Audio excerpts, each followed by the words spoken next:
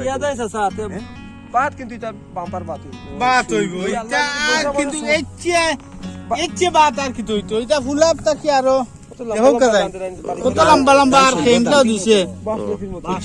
আর একটা কথা কই আপনার আর একটা জিনিস শিখাইয়া দেই আমরা তোমার ঠিক আছে আর আমরা দেখতে ফেক নাই নি থলে গেলে কি জ্বালাটা উঠতো না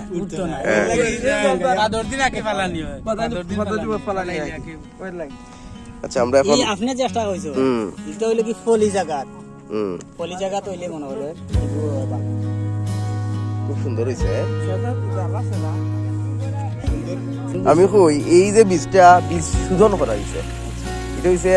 অটোস্টিন একটা ওষুধ আনছি আমরা মানে এটা ছত্রাকনাশক অটোস্টিনও আমরা 24 ঘন্টা ভিজিয়ে রাখছি এটা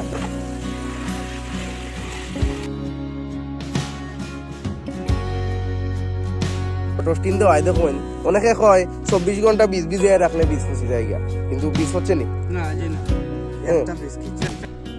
তো দর্শক বন্ধুরা আপনারা দেখুন বিনা 25-এর এই জাতটি অঙ্কুরোদ্গম হার শতভাগ বলা যায় কারণ প্রত্যেকটা বীজ থেকেই অঙ্কুরিত হয়েছে এবং জার্মিনেশন রেট 100% বলা যায় কারণ এখন পর্যন্ত দেখতে পাচ্ছি না কোনো বীজেই অঙ্কুরোদ্গম নেই বা ওইভাবে অঙ্কুরিত হয় নাই এরকম কোনো বীজ দেখা যাচ্ছে না তবে যে বিষয়টা হচ্ছে যে ঠিক 24 ঘন্টা আমরা বীজ শোধন করেছিলাম অটোস্টিন দিয়ে এবং অটোস্টিন দিয়ে 24 ঘন্টা বীজ ভেজানোর পর অনেকেই বলে যে বীজ পচে যায় কিন্তু এটা হচ্ছে চাক্ষুষ প্রমাণ এবং প্র্যাকটিক্যালি আমরা দেখতে পাচ্ছি যে এখানে কোনো বীজই পচেনি বরং চমৎকারভাবে অঙ্কুরিত হয়েছে তো দর্শক বন্ধুদের উদ্দেশ্যে এটাই বলবো যে আপনারাও যখনই আপনারা বীজ তোলা করবেন বীজ ভেজাবেন তখনই আপনারা বীজ শোধন করবেন বীজ শোধন অত্যন্ত জরুরি একটা অংশ অন্তত ধান চাষাবাদের ক্ষেত্রে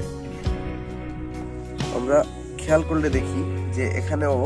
একই বীজের বালতিতে রাখা হয়েছে একই বীজ চমৎকার ভাবে অঙ্কুরিত হয়েছে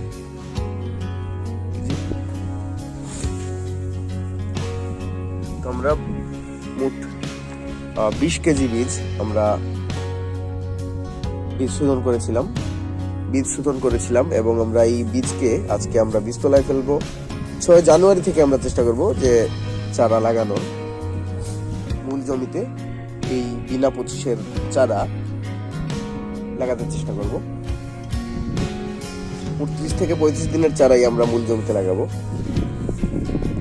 এদিকে দেখা যাচ্ছে যে আমাদের আদর্শ বীজতলা তৈরি হয়ে গেছে একটু পরই আমরা বীজ বুনে ফেলবো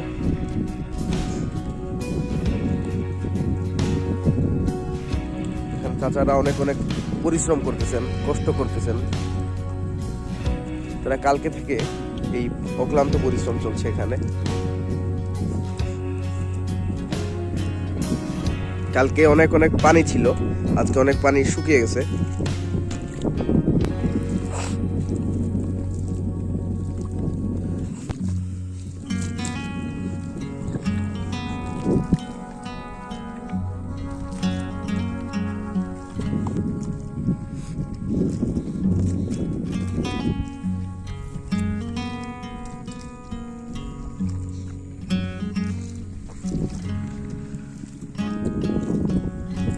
এখানে মোট 12 শতক জায়গা এই 12 শতকে